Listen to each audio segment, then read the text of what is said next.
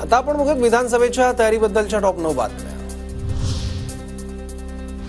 विधानसभेत अजित पवारांचा बारामतीत पराभव होणार, वडला समान शरद पवारांच्या पाठीत खंजीर खुपसला। आता पश्चाताप होऊन काय उपयोग, संजय राऊतांचा हल्लाबोल। बारामती में विधानसभा चुनाव हार रहे हैं, ये पक्का है। साहब ने सब कुछ दिया, उनके पीठ में आपने खंजीर मारा है, तो अभी पश्चाताप होने से क्या फायदा है। अजितदादा बारामतीतून निवडणूक लढवण्याबाबत संभ्रमात, एवढी कामं करून बारामतीकर वेगाने निर्णय घेतात। एकदा तरी बारामतीकरांना मी सोडून आमदार मिळावा, मग तुलना करा, दादांचं वक्तव्य। शरद पवारांपुढे निभाव लागणार नाही असं दादांना वाटतंय। अजित पवारांच्या बारामतीबद्दलच्या वक्तव्यावर विजय वडेट्टीवारांची टीका।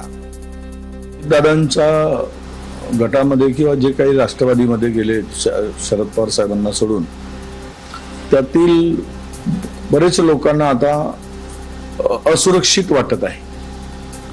त्यामुळे भाजपमध्ये गेलेल्या लोकांना सुद्धा असुरक्षितता वाटते। अजित पवार आमचे कॅप्टन, दादा निवडणूक लढणार। विरोधकांच्या टीकेनंतर छगन भुजबळांची प्रतिक्रिया। निवडणूक लढवणार शेवटी काय की ते आमच्या ग्रुपचे कॅप्टन आहेत, ते मध्येच काही शस्त्र टाकू शकतच नाहीत। धरलं तर चावतं अशी अजित पवारांची स्थिती। अजितदादा, शिंदे आणि फडणवीसांच्या चेहऱ्यावरील रंग उडाल्याचं पाहायला मिळतंय। विजय वडेट्टीवारांची टीका।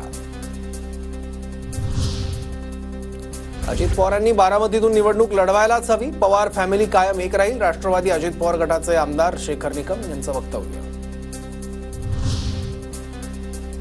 योगेंद्र पवार बारामतीत निवडणूक लढवण्याचे संकेत। बारामती मतदारसंघात 10 सप्टेंबरपासून स्वाभिमान यात्रा काढणार, आरंभ नव्या पर्वाचा अशा आशयाचा बॅनर।